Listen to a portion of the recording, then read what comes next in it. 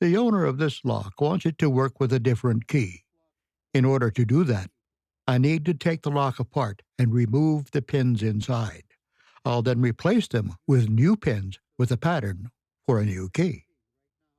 This is the key, original, and it works. This is the key I'm switching to. Right now it does not work. I'm going to take it apart.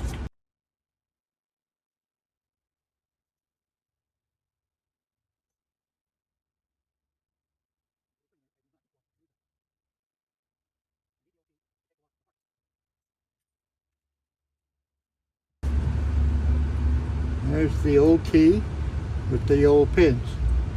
Nice flat shear line. That's why it turns. If I take the new key and put it in there, it will not work because the pins will prevent it from moving. So I'm going to dump these. It's no good anymore. And I'm going to use these. The numbers on the side of the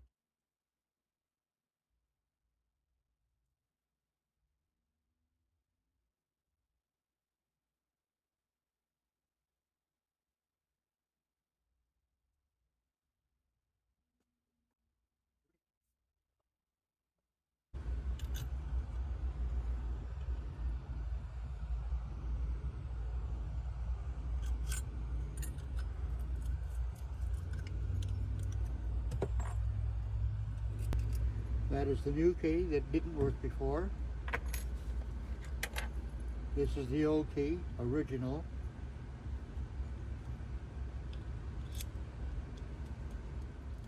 No longer works.